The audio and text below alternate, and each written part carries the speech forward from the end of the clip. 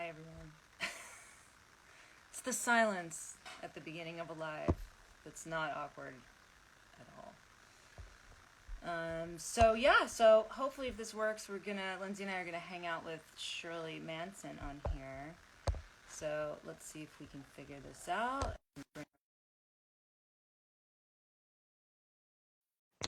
Lindsay, did that work? And let's see. Oh, something worked. All right. Let's try to get hi. Let's try to get Shirley. She is here. She says. So, okay. One second. Let me just scroll up and try to find her request again. Okay. Let me just try How's to everybody doing? get comfortable. 1 second. Yeah, get comfortable.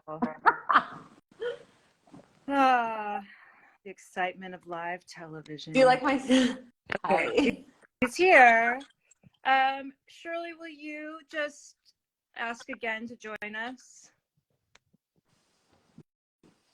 Because it got lost in the feed. Everybody's waving. Hi. Garbage News is here. Hi. Ooh la la. I'm being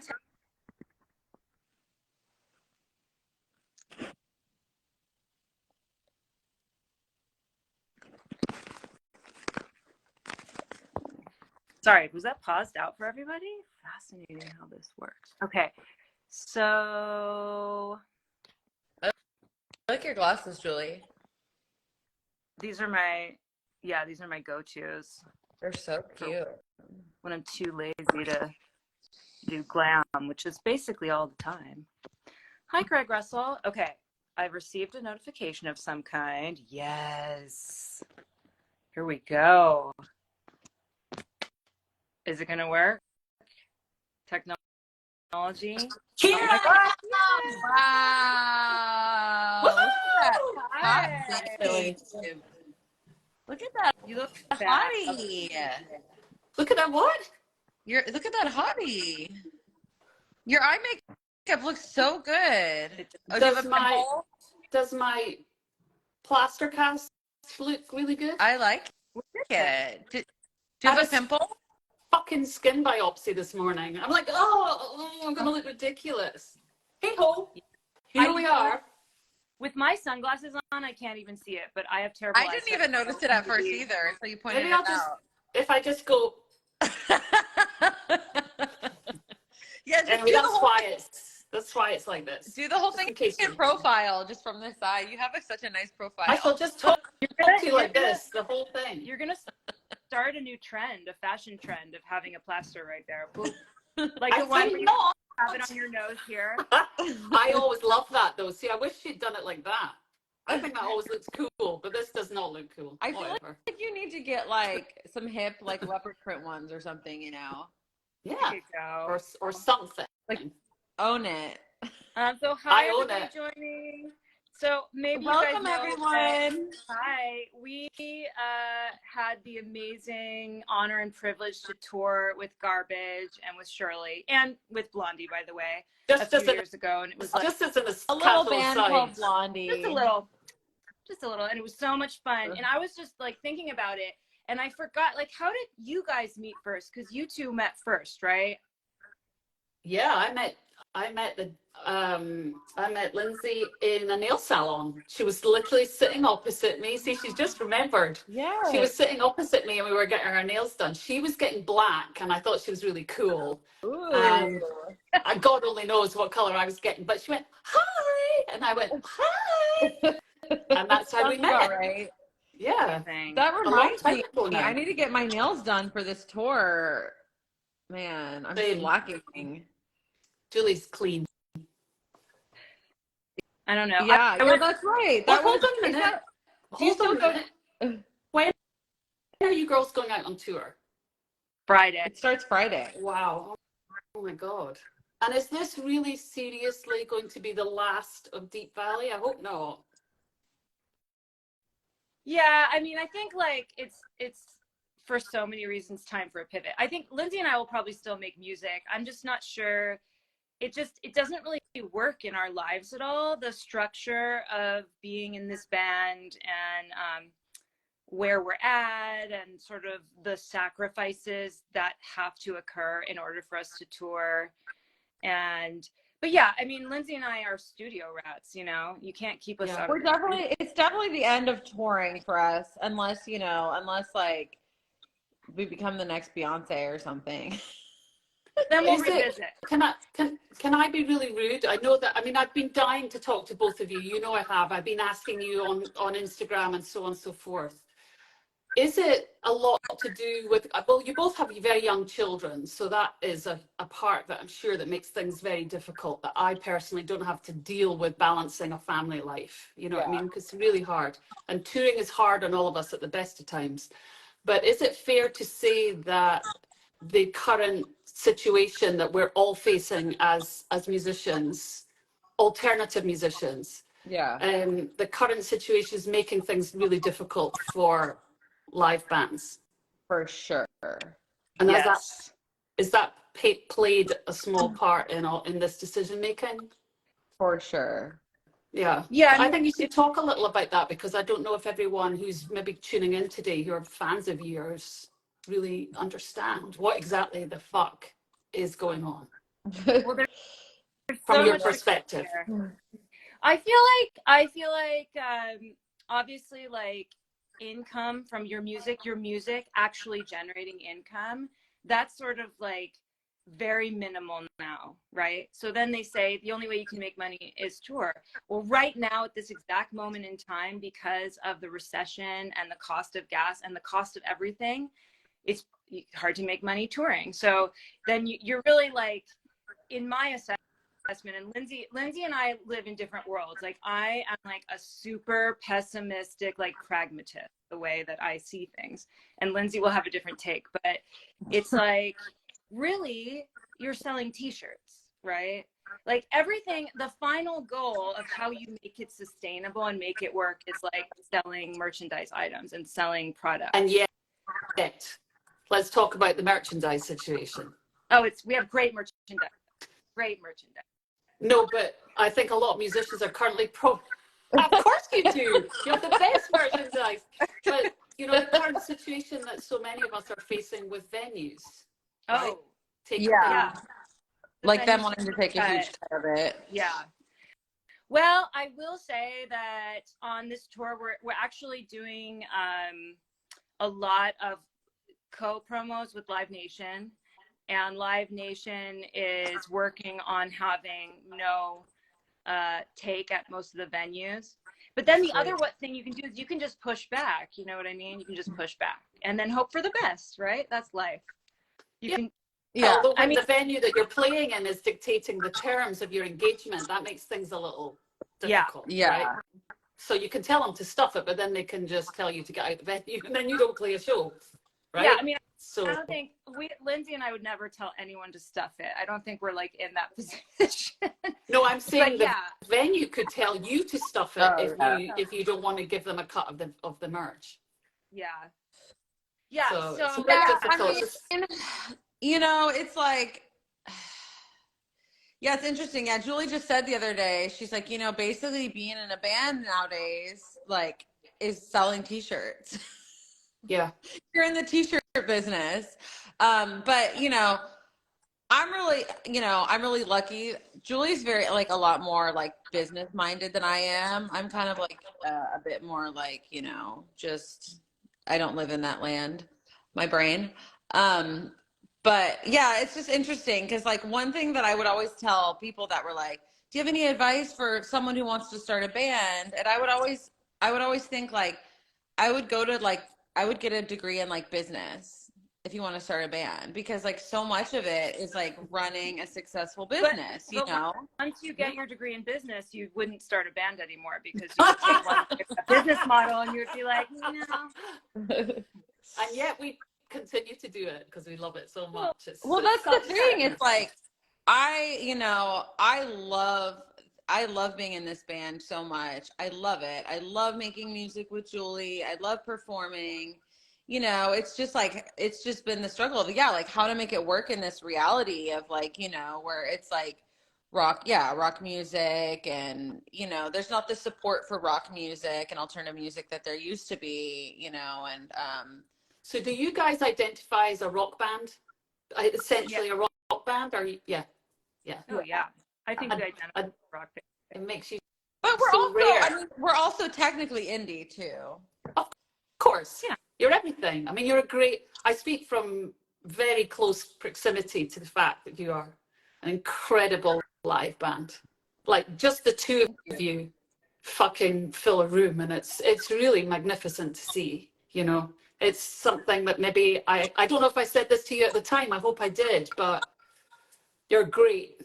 You're fucking great. You're great musicians. You're great women. And this is not the end. There's more to come. But I see that maybe you're taking a pause, and that's absolutely fair enough. But it's exciting for this upcoming tour. I hope everybody's going to fucking come out and see you roast the place. That's so kind of you, Shirley. That means so much. We're both such huge fans of Yeah. you, and coming from you, I mean, you are like at the top of your powers right now.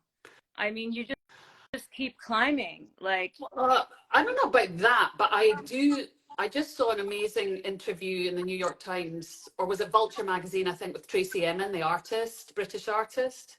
And she was talking about how women, as they age, contrary to popular belief, become more and more adept at what they do. They haven't yet peaked in their 50s. They keep going through into their 60s and 70s and develop at a very different rate, maybe, to our male contemporaries, Wow. And I think the world is so different for all of us.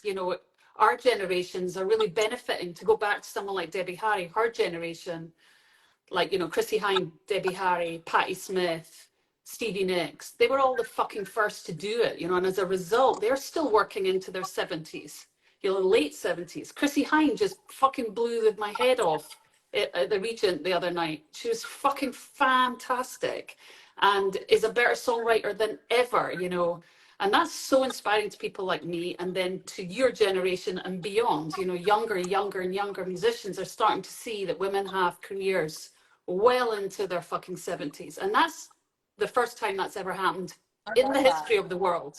I love that. And it's so exciting, and so cool. yeah, it's so cool. It's about fucking time though too, that women who are over the age of 25 are starting to garner more and more currency and agency in our societies.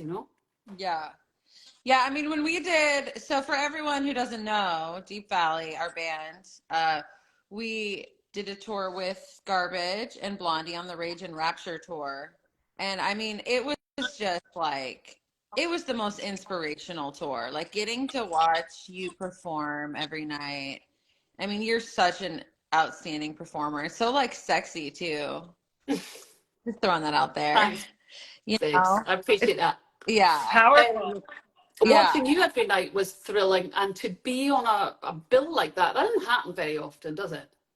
No, and then with all of us, just like hanging out with Debbie, Harry, and Garbage. It was so incredible. It was such a magical tour experience for us. And I bored you both with this story, but I have to tell this to whoever's logging in today. One of the most spectacular moments of my entire career was watching how Debbie Harry treated us all as women.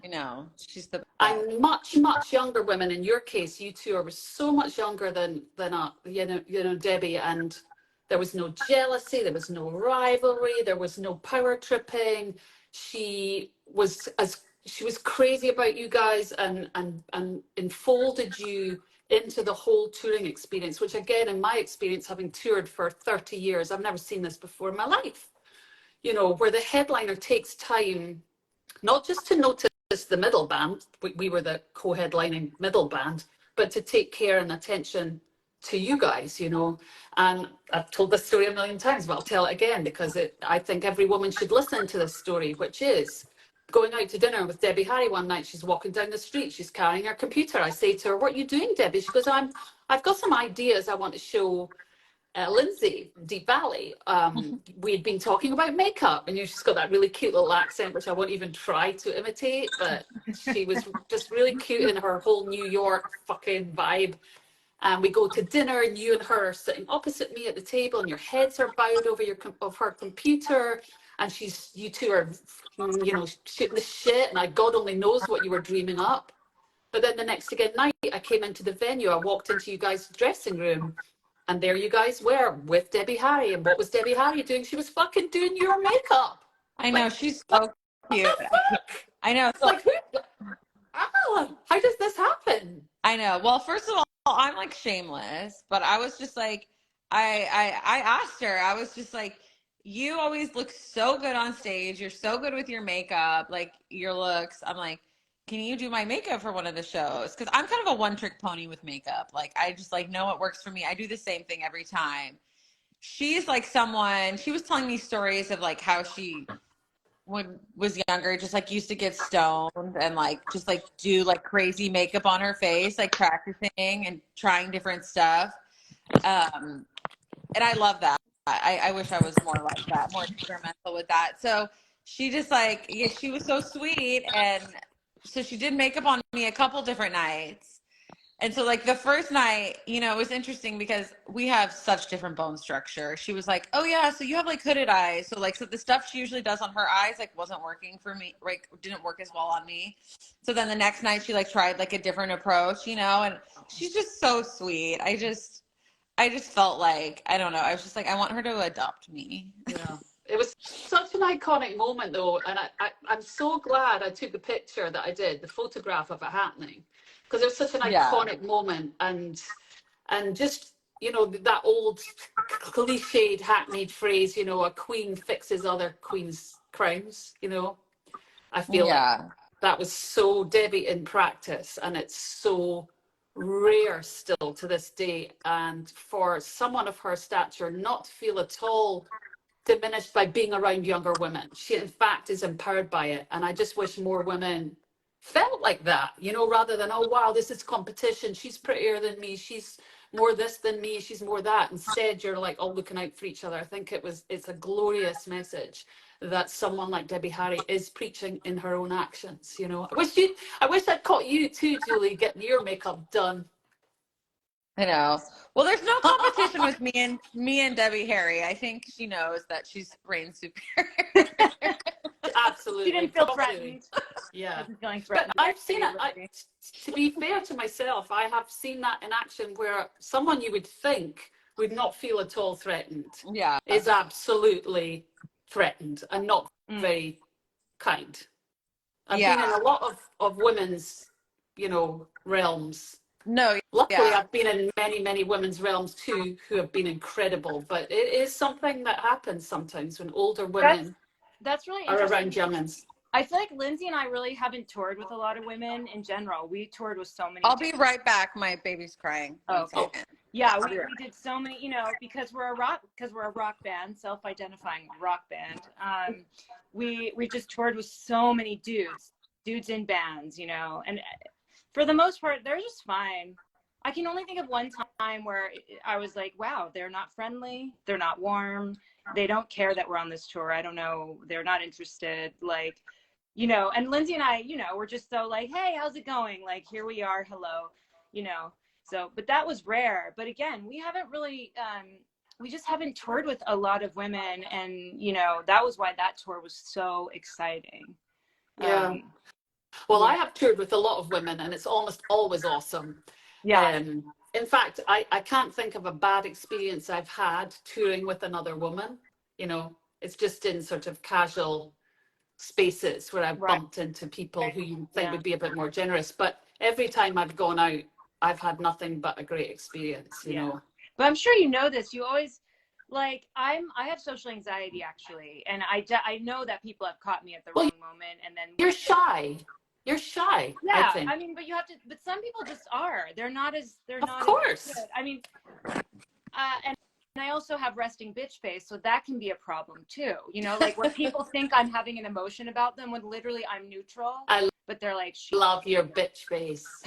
It's beautiful. I never thought you had resting bitch face. Well, because minute you enter a room, this a huge smile goes on my face like this across my face. You never get to see my resting bitch face. No, I want to see it. Show me it. Come on, Julie. Yeah. Looks beautiful to me. That's brilliant. So what were you going to say? You were saying because I have resting bitch face.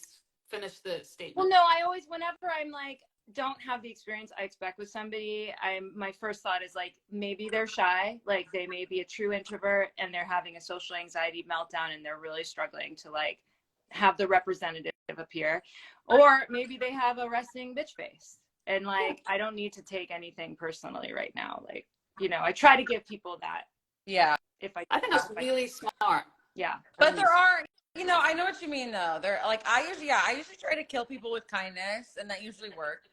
But there are sometimes people that sometimes you just can't break through, and I call those the ice queens. You know, you just can't melt the ice no matter how hard you try. I don't call them ice queens. I'm like, she's a cunt. What the fuck is her problem? I have to learn lessons from you guys. I mean, you're right. You're 100% right about everything in this case. So, but no, yeah, I mean, it's just like, I call it head in ass disorder. I like it. Yeah. Makes sense. Yeah. Yeah, it's funny. But I do think as you get older, like the less and less you take personally anyway. You kind of have to just go, you know, whatever. Maybe if I caught her in 10 minutes, she'll be in a better mood, or, you know what I mean? Yeah. Maybe she just doesn't like me. That's fair enough. You know, so yeah, it's complicated. I think female politics are still complicated, you know, because it's been so new for us all to inhabit spaces that we were formerly excluded from. I mean, you know, I was born in the 60s. So there were literally rooms I couldn't go into. There were literally streets in Germany I couldn't walk because I was a woman. You know, the Kurfürstendamm, for random example, where all the streetwalkers would hang out. I wasn't allowed to fucking go in because I had a vagina. Wow. You know, shit like that. Like, really crazy, you know. So I'm still struggling with to understand that the world has changed. You guys, your generation and the generations that follow you, they've really changed things. I'm really grateful, you know, to younger generations who are fucking hammering away at this world of ours, and it's inspiring. Well, you know, yeah, it's like we always talk about this, like being a rock band. You know, rock in this day and age, it's already kind of niche, unfortunately. It's very niche. And then, you know, and then as like an all-female rock band, and like as Julie and I are, then you're like, you know, delegated to the women in rock playlist, you know, and that's, you know, gonna get like 10% of the listeners that just the rock playlist is gonna get. So, you know, I guess that's where that, like, the women who are, I guess, competitive, it's maybe because of that or something. I don't know, but I don't know. Yeah, it's like, it is. Yeah, it's like the women in rock playlist. Like, it's like, I don't know. It's bittersweet. It's like, it's cool, I guess, that it exists, but then it's also kind of annoying. Really annoying. Yeah. Like, can we just be on the rock playlist, you know? Yeah. But we are. Yeah, no, we are. Yeah. It's complicated, isn't it? Because you're right. You're proud of being part of this incredible patchwork of creative endeavor, right? And so there is no shame in being a woman in rock, and yet we are so dreadfully excluded from so many you know, outlets for our music because we have a vagina, you see. And of course it makes sense, right? We've got vagina, and that's why we can't be in the same room with the boys. I mean, it's fucking stupid, you know. You know, yeah, one thing I think that's annoying that, like, that happened a lot was with us in interviews, and you probably got this too, was like so many of our interview questions would just be about like what it's like being a woman in rock, what, you know, and it's just like, can we talk about something else for a change? Like, let's talk about bands we love, or like what pedals we use, or our creative process. Yeah, like, I wonder causes brain damage to answer that question so many times, you know. I wonder if it's still like that, because that's deeply sexist right there. Because like when I sit down with a dude band, you're not saying, what's it like being a guy playing rock? Like talk to us about that, you know. Hi, Jenny V. I see you. I love you. Hi, Fanny V, whoever you might be. Jenny. No, Jenny B. Jenny She's the bass V. player Hey! and built the death metal. We miss her so much. Yay. All right, sister. But yeah, do you guys get that question? What's it like having a penis in rock and roll? Yeah. Or no, I'll ask you this, like a male ballerina, when he does press, I don't know if they do press, they probably do. Like, did people say to what's his name from the 80s? Who was the big famous male ballerina from the 80s? Help me out. Or Mikhail Baryshnikov. Mikhail Baryshnikov. Did he do press and people would be like, what is it like being a man who dances? What is it like having your jock strapped? Nobody asks a man really what it's like, because that's just the given assumption. Everything is an iteration of what it is a white man does. You know, everything beyond that is what's abnormal. I mean, I'm such a child, but now I'm really curious about what it feels like to have cock and balls when you're leaping and dancing through the air in a yucky, sweaty jockstrap. Must be quite difficult. I mean, probably I was always hearing it. I know. I always think about that though. I'm always like, you know, not to be like sexist towards men, but I'm always like, sometimes I'm just like, I'm so glad I don't have to deal with that thing wagging between my legs, you know? Well, yeah, like what's it like to play drums as a man? Like, does your dick kind of rest on the throne while you're sitting there, or like does it hang out over? Do you secure it? I don't know. We're developing a new line of questioning. It's like I'm I don't going to ask my have band. to deal with there at all. You know, I'm not. Yeah. Well, the other thing, like, you know, it's funny, like somebody sent me this week a clip from the Daily Mail. Do you know what the Daily Mail is? It's a British, like quasi-tabloid newspaper called the Daily Mail.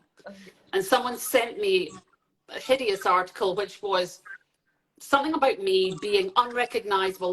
Look how she looks now, 20 years down the road. And it was actually a very flattering article, but the headline was, you know, preying on this whole fascination with people, looking at people who have aged and who are becoming decrepit, and, you know, and the headline itself was so horrible.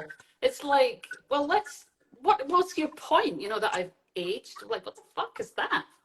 Well, like as if that's some sort of anomaly, you know? Yeah, but also it's really insulting. Like, what does that have to do with me as an artist? You know, I was releasing our last record.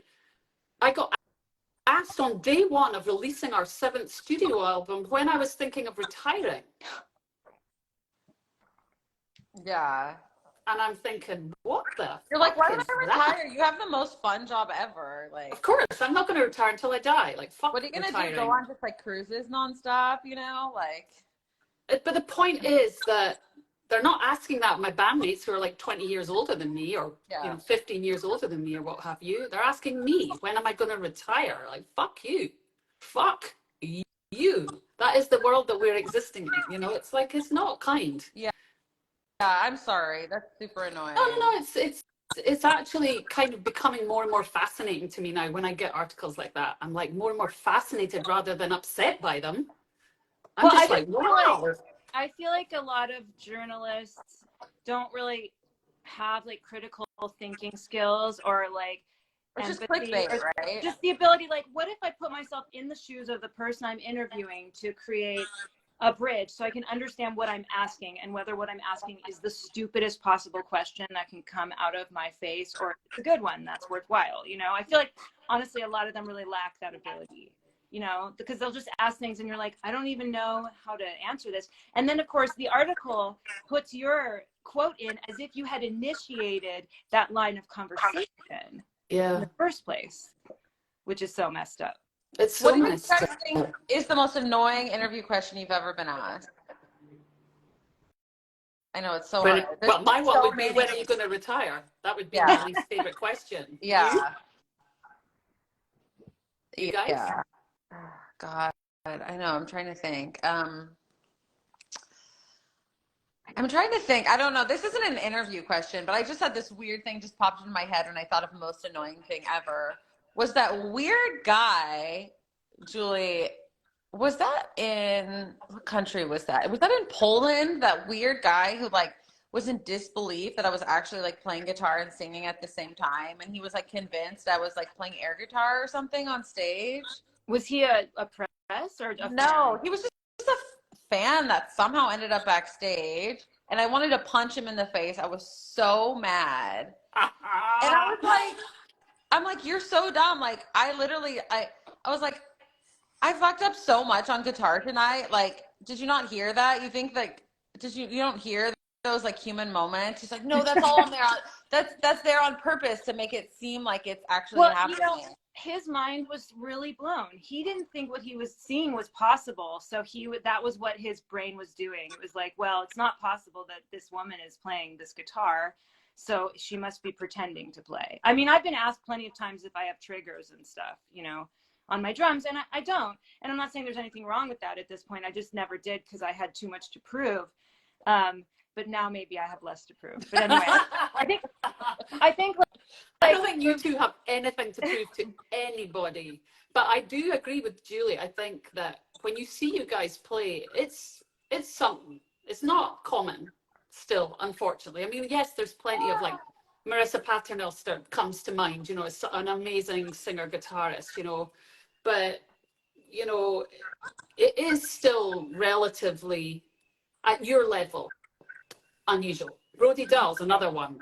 You know, you all make it look really effortless and brilliant, but yeah, Brody's awesome. Yeah, and as is Marissa, she's fucking wicked guitar player, you know. But I think the world is still unaccustomed to seeing women take ownership over their talents. You know, when I was on tour last year with Karina Round, she said a really interesting thing to me, was that, you know, when the world talks about female artists, they talk about our beauty or how sexy we are or what a noise we make, but they rarely talk about our talent, you know, in any really serious, appreciative way. You know, they never call women, or very rarely do they call women brilliant at what they do. Very rarely do they say, this guitar playing is incredible, her drumming is wonderful. It's really still very rare. The unbelievable sexism that was shown to Meg White would be another example of like people laughing at her because why? She didn't play like a dude. She was playing her own fucking really simple, restrained. Those people, I just can't. Well, the Meg White haters, like I just can't. It's because that's one of the most successful rock bands like of all time. Yeah, and their band would not be who they are without her playing. It wouldn't without her drums. Yeah, exactly. I would. Exactly. I mean, I don't think I would have ever tried playing drums if Meg White hadn't existed. I mean, I don't know if that thought would have been in my head. But like, I just think, can you imagine they don't attribute like intention choice to women. So like a lot of reviews we got early on was people really thought we were like these like native cave women with these simple ideas, and we were just doing just about what we could do, and it was so simple, as if we hadn't approached it with like an aesthetic idea based on music that we already loved. You know what I mean? As if we hadn't created it like piece by piece, like as if it happened by accident, or we just like shat it out by accident. And I mean, that is how it was treated, you know? Yeah. And that I thought was always amazing, because here we are, women, we feel like full, complete, 100% humans with like a bunch of ideas, ambitions, like specific concepts, things we're putting into play. We're like fully realized humans. And then the way we're perceived is so like one note, so one dimensional, you know? By some. I mean, there's a lot of respect for you guys out there. You must feel that now. Yeah. But I think that's... I know. I was just thinking like, God bless those like certain types of fans that just live for like women in music. Because we all know they're out there. Like Brett Grace is one of those. Dear Brett. I love Brett. But you know, we all have those fans that just live for it. They live for women in music, and God bless those people, because where would we be without them? But you've had a lot of critical praise. Let me be the first to remind you, there's a lot of love and respect for you guys out there. I hope that you know that. Yeah, for sure. We've had some really wonderful things, but we've just early on, it would just be so weird to read reviews, and I'm sure you know what this is like, but like, do you still read reviews? They would be like nitpicking stuff that I think if this was like a blues rock record, like our first record, Sistronics, if this was a blues rock record made by two guys, they wouldn't be picking apart things the way they do. like either like the drums are too simple or the drums are too complicated. And it's like, well, why are you just listening to the drums? Why don't you just listen to the song as it is happening all together, you know? And it's like that thing where women need to prove so much more. Like we have to excel so much higher to just like be at the level. I wish I could know what it felt like to be a band. Like, first of all, I don't even know what if it would be possible for our band to come out right now, because it's such a different, like, rock is just not, you know, it's just different, but maybe it would be. But like, you know, we came out like 12 years ago, 13 years ago, Deep Valley did, and like some of the articles that come to mind, like they're burned into my memory. So I stopped reading reviews because it was like really anxiety inducing for me, and it was just taking its toll on my mental health. But like like some of these articles, and some of them were from women. Like there was this article that's, like I said, it's burned into my brain, and it was actually like a pretty complimentary article about our music, but the headline, my lord, the headline was like something like they look like lingerie models you want to hate fuck, something like that. And it's like, Nice. This is a music review, like, Yeah. what? Wow, And this is a woman writing this? Like, and first of all, we don't look like lingerie models. Just throwing that out there. well, I don't know about that. But Look like, that fine to me.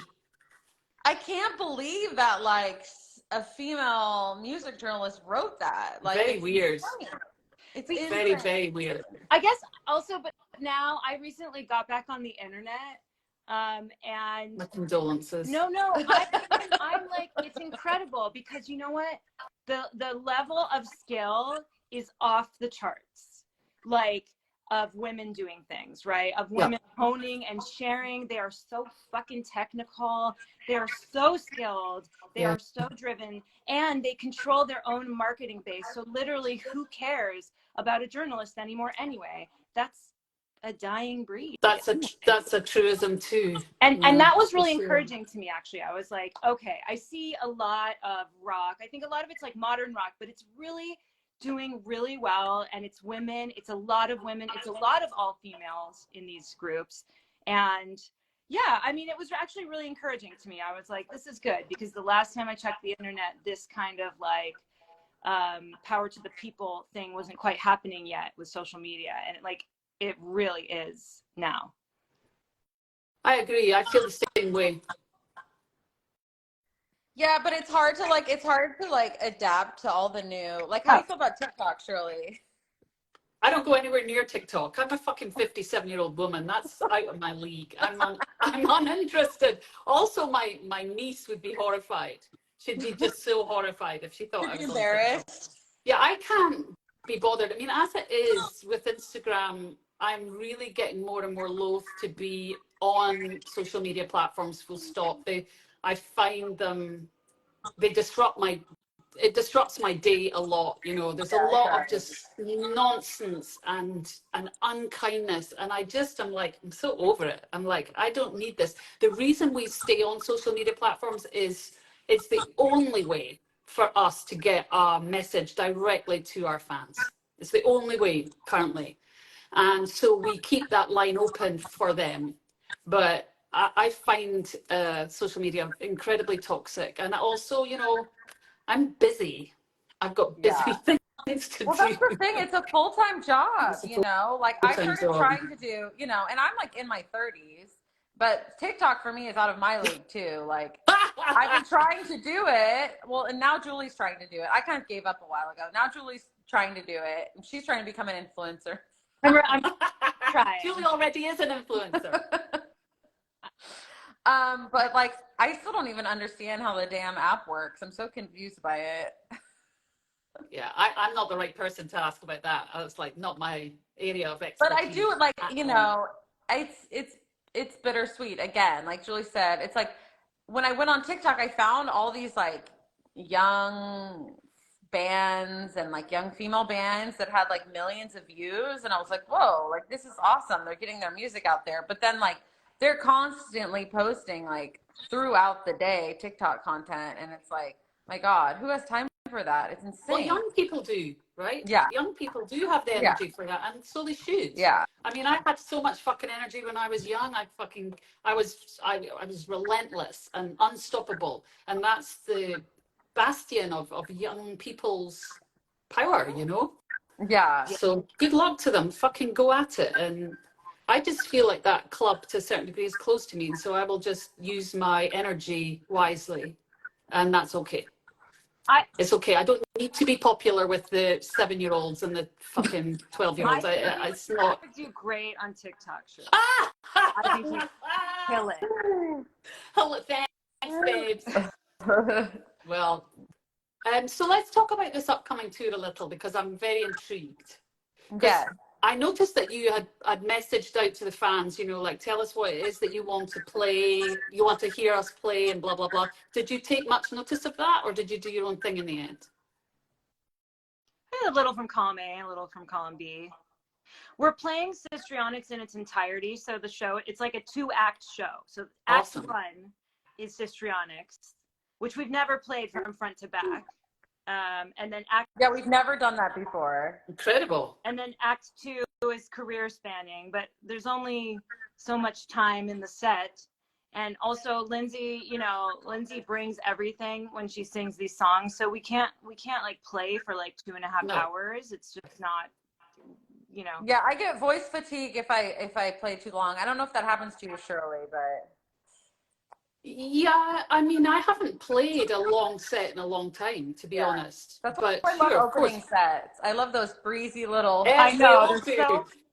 We all love them. They're great, you know, and because you're like off stage early. Yeah, you get to go dinner, you get to hang out with your friends, but vocal fatigue is a thing that I don't know if everybody is aware of. It's constantly in the back of my mind. It's actually like kind of shaped some of the songs we wrote for our later records because I was like, I mean, I love just like belting it out like Robert Plant style and like punk rock singing, but like if you're touring nonstop, singing that type of music for hours every night is just takes a number on your voice. Yeah. So we started to write some more like chilled out songs, like Smile More, for example, is one of those songs. I love Smile More. Thank you. We love that song too. But that's just like so easy on my voice, you know. But yeah, so it's been really fun doing this just practicing for this tour because like Julie said, we've never done it like this before where it's like we have 2 acts. So yeah, the first act is just Histrionics, our first record front to back, and it's celebrating like the 10-year anniversary of that. And that's really fun. It's actually been really fun playing the songs that were like kind of the deep cuts that we never really did live that much because it's fun, you know, it's like it feels new even though they're older songs. And then like aesthetically, each act of the set is going to be different as well. Is there going to be a costume change? I think there'll be like subtle costume changes. Awesome. There'll be a little. But that's another. Yeah, sorry. Bit of production, a little razzle dazzle. I've really been like, you know, Julie took a couple years out, like when she had her baby, and she got to take a breather from the band while I did some touring with some other amazing drummers. By the way, Alejandra Robles who used to play in Les Butcherettes, Leah Broswell, who also used to play in Les Butcherettes. But now I'm kind of letting her take the reins with this tour, and she's really just been working her ass off, just planning everything and all the logistics, and it's pretty incredible. And also, like, you know, I have my baby is not even 6 months old yet. Wow, amazing. So like my body is not back to what it was before. So I'm also just like, I don't even know how to dress with this, like, you know, this motherly body I have, this sexy curvy body I have.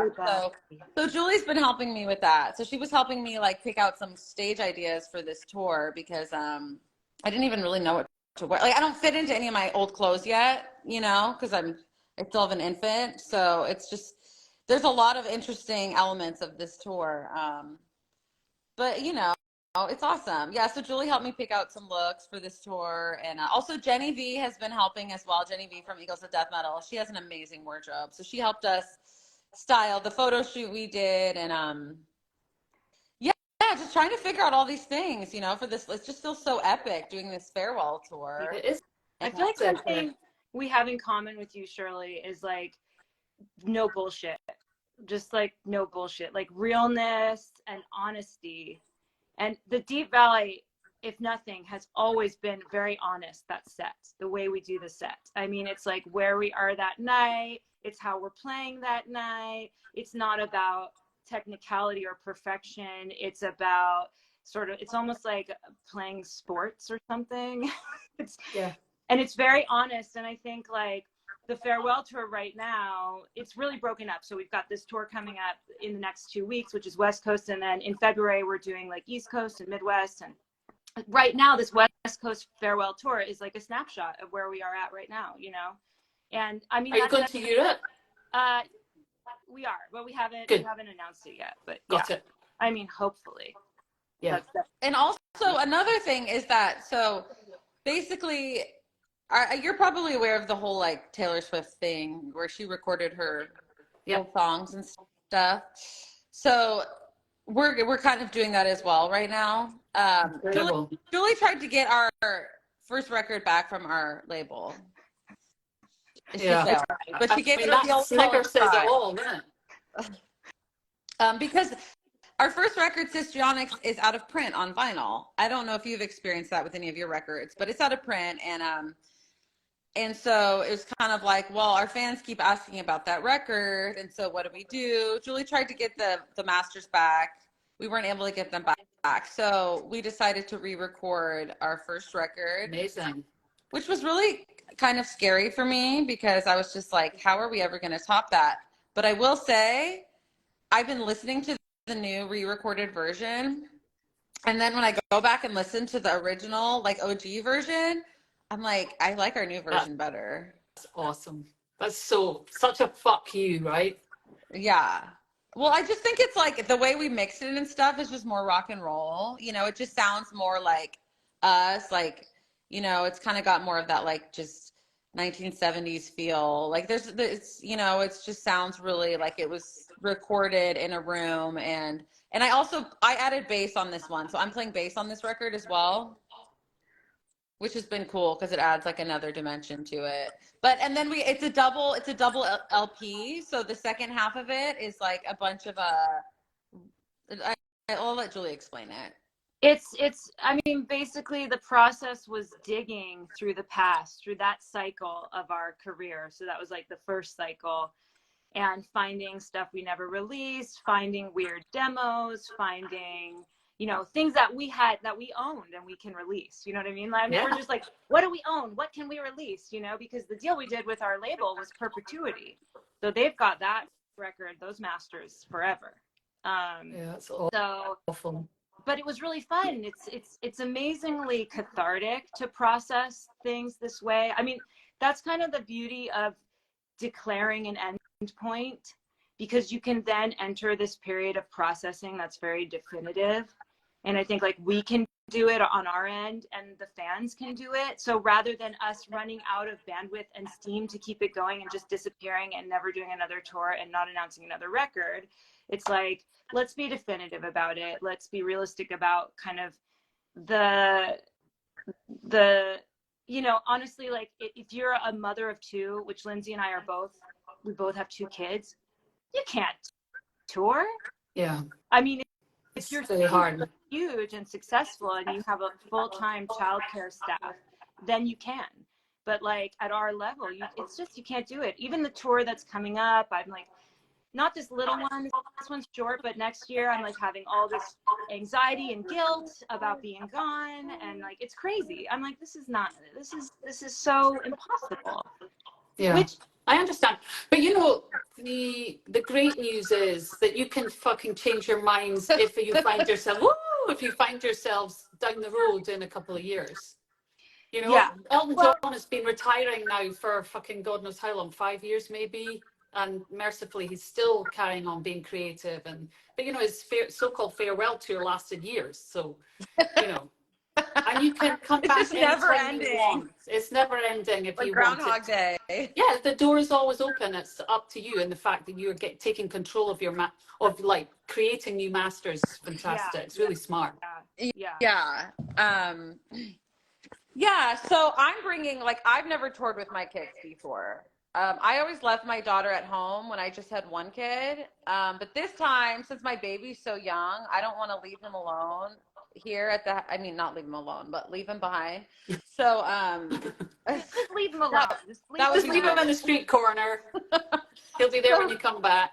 So I'm bringing both my kids, which is insane. And luckily, like, my mom is coming along to help as like the granny nanny. Nannies are the best. I know. And then are you we're on trying a tour to figure bus? Will you be on a tour bus? Not this round. We're in a Sprinter. Right. So that's the thing. Like, if we had a tour bus, it would be so much easier to just bring our families along, you know?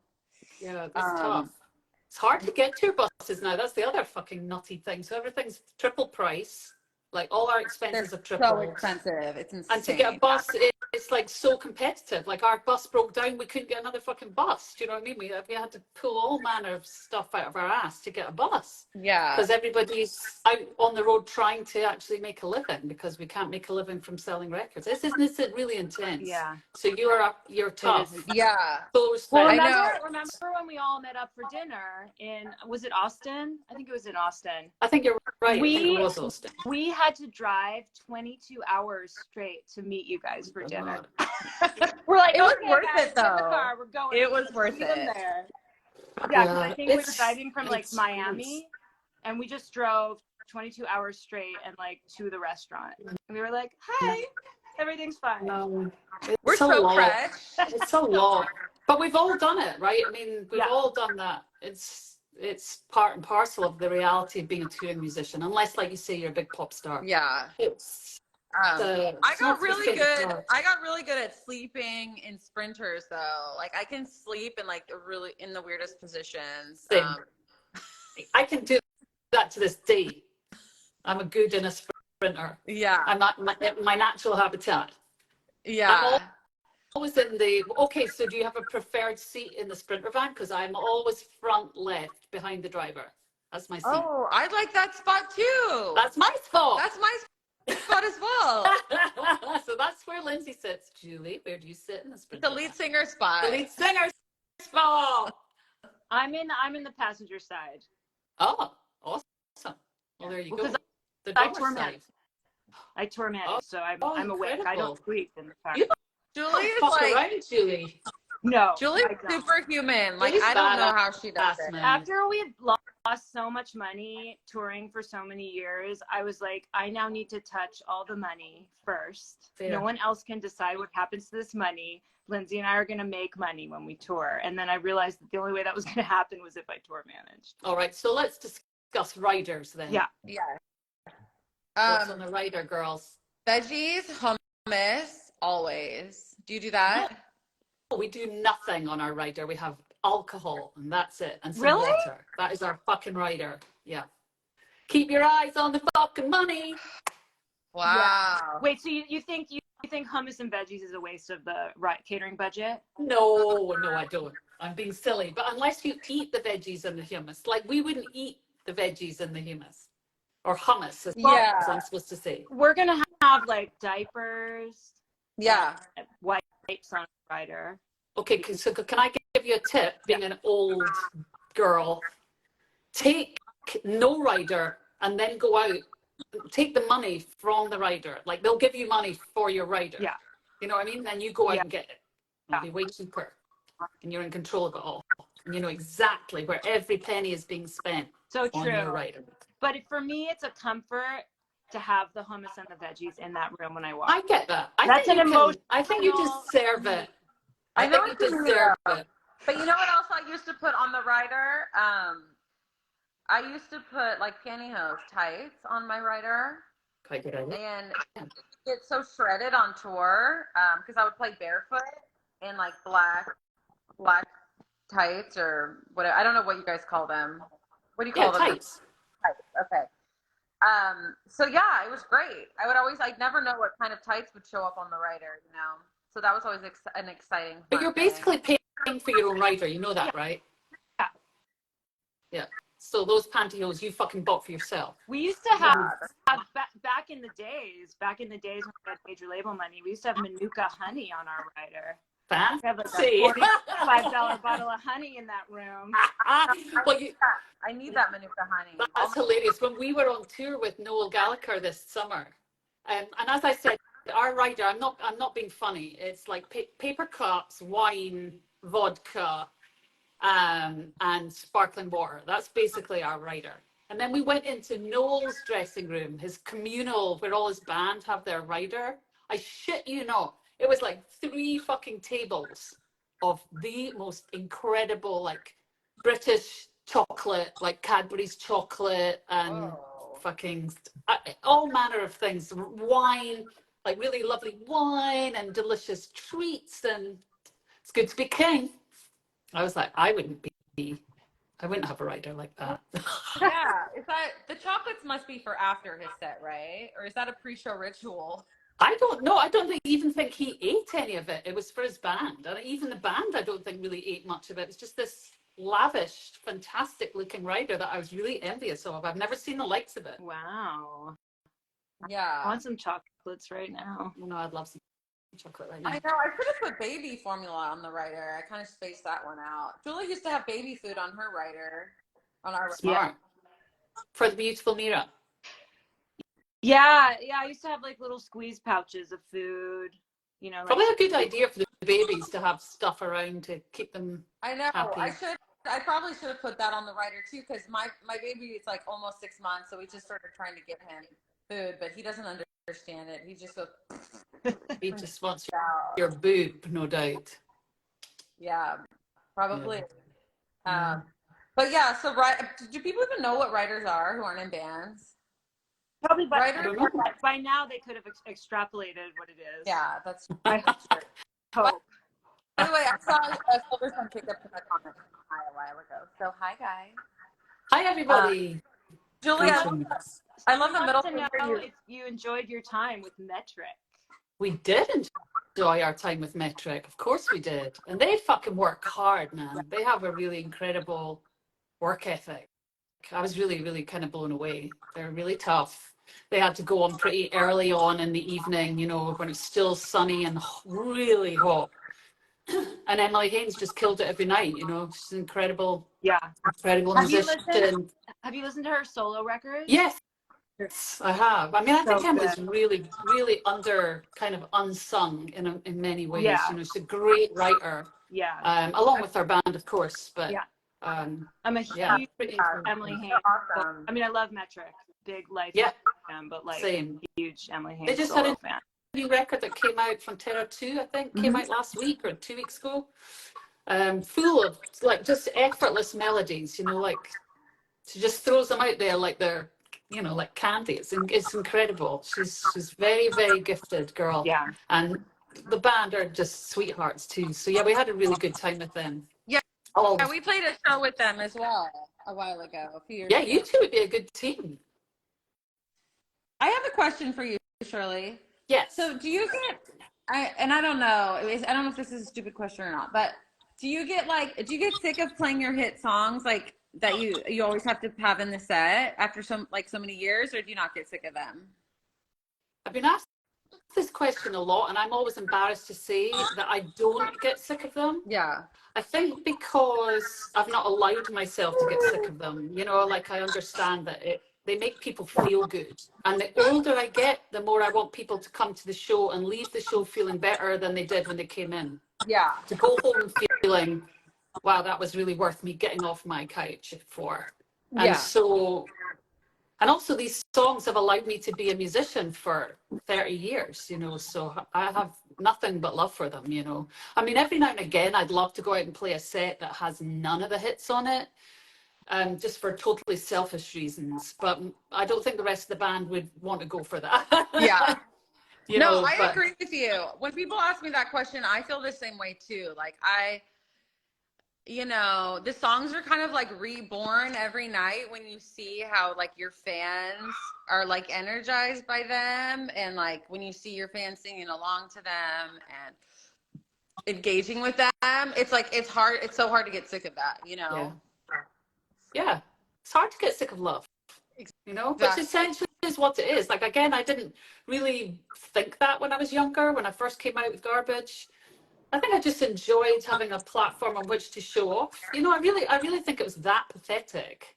But then Yeah. as I've gotten older and older, I realized, wow, I'm in service here. I'm actually a servant of whoever has fallen in love with any Garbage song that we've ever written. And that feels like love to me. And you know, that love is important to me the older I get, because the world seems so loveless, you know.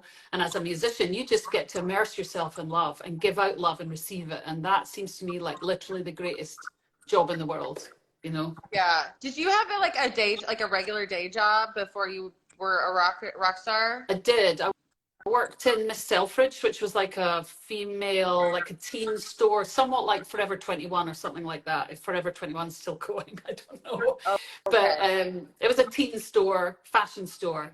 And I worked a variety of different jobs within that store as my behavior became more and more unruly.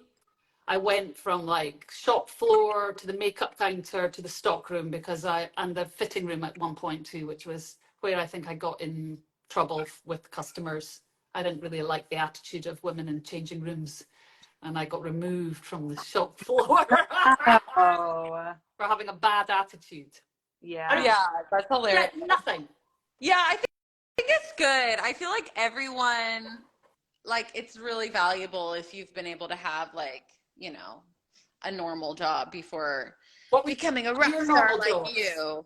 Well, What were your know. normal jobs? especially like a public facing job like retail or waiting tables, because it just teaches you some really valuable social skills, you know. Oh Yeah. my God. I used to wait tables and it was not fun. It was really hard. Oh yeah, I waited a lot of tables in my life. Yeah. What did you do, guys? What was your day Yeah, jobs? I waited a lot. I did a lot of waitressing and worked at. But my favorite job I ever had was at Buffalo Exchange. Do you know that place? Yeah. Cool. That was like the most fun job I ever had for sure. Like easiest, most fun. Met like all my best friends there. Got all the best clothes. Had like first access to all the like the cool shit that came in. That was definitely the best job for sure. Yeah. I also worked Julie? at Trader Joe's. That was a really hard job. Oh, Freezing yeah. cold in there. What kind of jobs did I have? I worked for like producers and directors as their assistant, answering their phones. Oh, wow. The worst, most misogynistic experience, far surpassing anything I've ever experienced in the music industry, by the way. Oof. I did that as a young, like, those were my first kind of jobs, were in production, Yeah. working for producers and directors.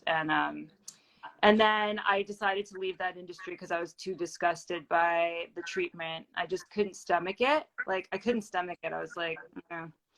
And then I worked in a knitting shop because I was like, I just want to completely, like. I think I remember that on Glendale in Atwater. Yeah. Well, the little knittery. I remember that. Actually, that was my shop, and that's where Lindsay and I met. She came in and I taught her how to crochet and knit, and she learned really fast. And I'm like, damn, this girl's got some hand-eye coordination. And then That's amazing. I didn't realize that. Yeah. That's so cute. You didn't know that? That's crazy. Or maybe I did know that and I've already forgotten, which is perfectly feasible. I forget everything. she gave me But Julie, her let's EP. see her. She gave me her solo EP, and I could not believe that someone with that talent and that sound wasn't super busy, like just being huge and successful. I couldn't believe it. And so we like jammed together, and you know, rock and roll was born. Yeah. We invented rock and roll in 2011. So well, you invented your very own type of rock and roll for sure. Yeah. Did you know we started as a 3-piece? I think I did know this. Yeah. I think I heard you talk about that.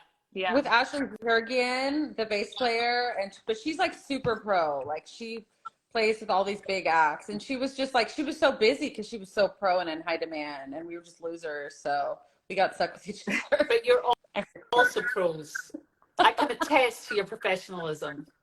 Well, I'm going to have to go because I've got stuff going on this afternoon that is really tedious and I won't even go into it, but I have to get to it. But I really hope I can catch a show. Yeah. I know. I want you to do my eye makeup for a show. Your eye makeup is so good. Oh, you're getting roped You don't want in. me doing your makeup. Jesus Christ. But I love you both very much, and I'm honored to be on your podcast. And I'm so grateful for the time that we spent on tour together and to share a stage with you both, because you're such fucking amazing girls and amazing musicians, and you do incredible work. And long may it can continue. But meanwhile, I wish you both so much love and success on this tour. I'm sure you're going to get an outpouring of love as you so deserve. We love you. That's so Right, kind, I love Shirley. you. Yeah. All right, lots of love, you. Yeah, you're such an bitches. inspiration, and we love you so much. And Constant contact. Yes. it was really fun doing this chat. Yeah. So Anytime, you know I'm your huckleberry. yeah, Love you guys. so our tour starts on Friday in San Diego, Saturday in Santa Ana, and then we're gonna do the U.S. and then we're hopefully gonna make it over to the U.K. and Europe and stuff. So let us know what shows you want to come to, Shirley. You're always on the list. I will. I would love to come. Thank you. And thanks to everyone who tuned in today too. Lots of love to anyone who loves any of us. You're the best. I know. Bye, guys. So many. My favorite comment was the guy who said he had the small package or whatever. I didn't see that, but that's awesome. All right. Peace out, everyone. Love you. Bye, guys. Lots of love. Bye. Bye. Bye-bye.